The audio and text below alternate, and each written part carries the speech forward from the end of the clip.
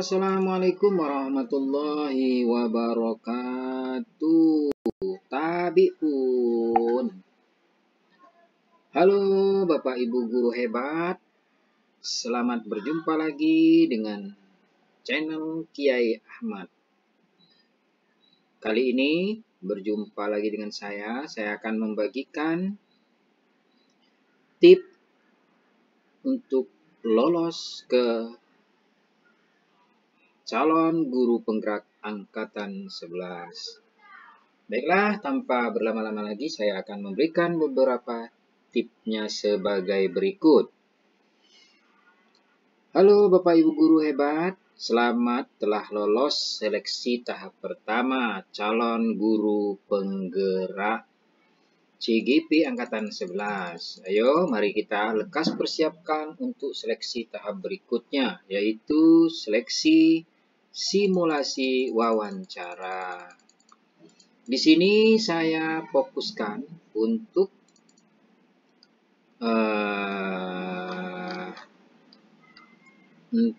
persiapan seleksi wawancaranya dulu ya.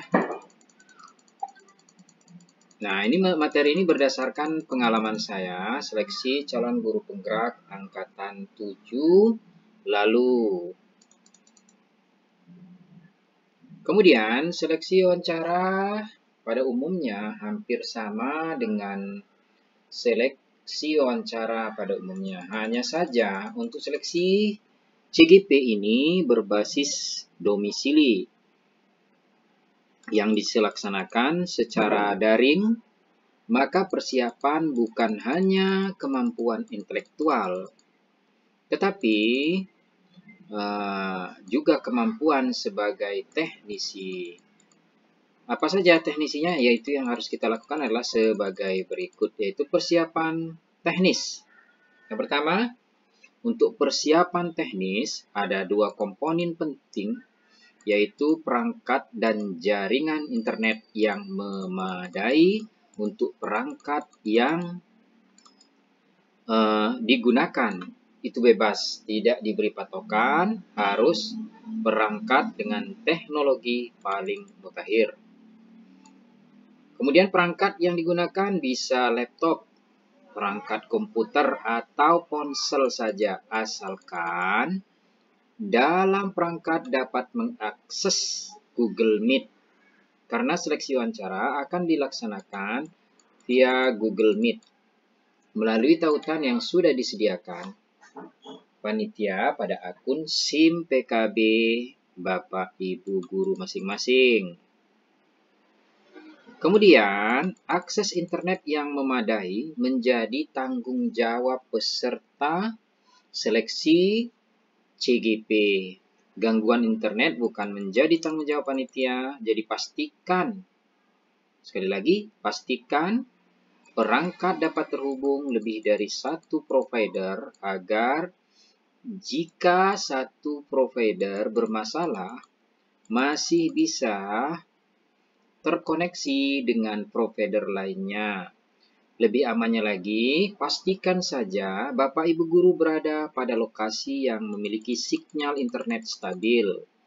Audio dan visual dipastikan jelas agar tidak ada kesalahpahaman saat seleksi wawancara berlangsung. Itu juga demi kenyamanan dan kemudahan bagi asesor menilai persiapan diri dan tata cara beretika, berpakaian rapi dan sopan. Nah, benar sekali bahwa tidak diperbolehkan menilai buku dari sampulnya, tetapi penampilan sopan sangat menunjang rasa percaya diri. Berpakaian kemeja, rapi, atau bukan kaos oblong juga membuktikan keseriusan bahwa Bapak Ibu guru dalam forum wawancara, karena ini adalah seleksi resmi untuk Bapak Ibu guru yang perannya sebagai panutan. Yang selanjutnya yaitu tepat waktu, tidak terlambat masuk ruang virtual untuk seleksi wawancara. Adalah kesan pertama yang menunjukkan keseriusan Bapak Ibu guru sudah diperingatkan juga oleh pemantau bahwa peserta harus siap 10-15 sebelum seleksi wawancara dimulai. Jangan biarkan asesor menunggu terlambat, akan menjadi kesan pertama yang tidak baik. Jika khawatir ada gangguan, sebaiknya persiapkan diri dan peralatan 1 jam sebelum jadwal seleksi wawancara dimulai. Ya, 1 jam sebelum jadwal seleksi wawancara dimulai. Kemudian yang selanjutnya itu mengucapkan salam dan berterima kasih. Mengucapkan salam dan selalu berterima kasih mungkin hal yang dianggap sepele, tetapi ini adalah hal kecil yang dapat memberikan kesan memikat. Nah, jika tim asesor telah mengucapkan salam terlebih dahulu, Bapak Ibu guru cukup menjawab salam. Kemudian kapan harus berterima kasih? Berterima kasihlah di setiap momentum, misalnya saat Bapak Ibu guru diminta untuk memperkenalkan diri. Berterima kasihlah atas waktu yang sudah dipersilakan, berterima kasihlah atas kesempatan berada di tahap seleksi ini, bahkan berterima kasihlah sebelum menjawab pertanyaan. Kemudian, yang dilarang, ini sangat dilarang, tidak menangkap layar dan merekam proses wawancara. Menangkap layar atau screenshot, merekam proses seleksi wawancara adalah tindak pelanggaran. Apalagi tim asesor selalu memperingatkan untuk tidak melakukan pelanggaran tersebut di setiap awal wawancara. Maka hindari sejauh-jauhnya pelanggaran ini, tidak perlu bersikap alay, melakukan tangkap layar dan mengunggahnya di story sosial media demi sebuah konten. Kemudian kita lanjutkan lagi persiapan kompetensi yang harus dikuasai. Nah, ini adalah hal yang sangat penting sekali. Sebagai seorang pendidik tentu tidak dapat bersikap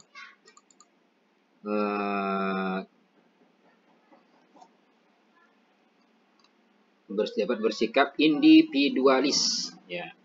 Tidak dapat bersikap individualis di ranah kerja, bahkan ranah masyarakat. Sebagian besar kompetensi yang harus dikuasai dalam seleksi wawancara adalah sikap sosial, peduli, dan mengolah emosi. Ya, kita ulang lagi, sikap yang sebagai seorang pendidik tentu tidak dapat bersikap individualis di ranah kerja, bahkan ranah masyarakat. Sebagian besar kompetensi yang harus dikuasai dalam seleksi wawancara adalah sikap sosial, gitu ya. Kemudian peduli dan mengolah emosi. Nah, ini peduli dan mengolah emosi. Nah, selanjutnya kompetensi dalam menjalani panggilan jiwa. Sebagai pendidik, lagi-lagi guru bukanlah cita-cita yang sempurna tanpa didampingi oleh panggilan jiwa. Panggilan jiwa sebagai pendidik adalah pelengkap cita-cita sebagai seorang guru. Kemudian kompetensi kolaborasi. Nah, ini menjadi guru bukanlah ajang berkompetensi siapa yang menjadi guru hebat, tetapi ada tetapinya ya. Menjadi guru adalah berkolaborasi. Kemudian bagaimana dapat bekerja sama menjadi guru hebat dan mampu mencerdaskan anak bangsa. Kemudian yang selanjutnya adalah kompetensi resiliensi. Guru bukanlah pekerjaan yang menyemai daya ya, bukan menyemai ya. Bukanlah pekerjaan yang menye-menye daya juang dalam darah seorang pendidik, harus mengalir deras. Kemudian selanjutnya yaitu adalah kompetensi inisiatif. Guru tidak cukup menyalurkan ilmu. Peserta didik bukan robot yang tinggal ditransfer data. Banyak masalah yang berkaitan dengan peserta didik. Disitulah guru harus cekatan dalam berinisiatif. Kita ulang lagi. Nah, jadi yang perlu diingat adalah kompetensi inisiatif. guru tidak cukup menyalurkan ilmunya. Peserta didik bukan robot yang tinggal ditransfer data. Banyak masalah yang berkaitan dengan peserta didik. Disitulah guru harus cekatan dalam berinisiatif. Kemudian yang selanjutnya, kompetensi pembelajaran yang berkelanjutan.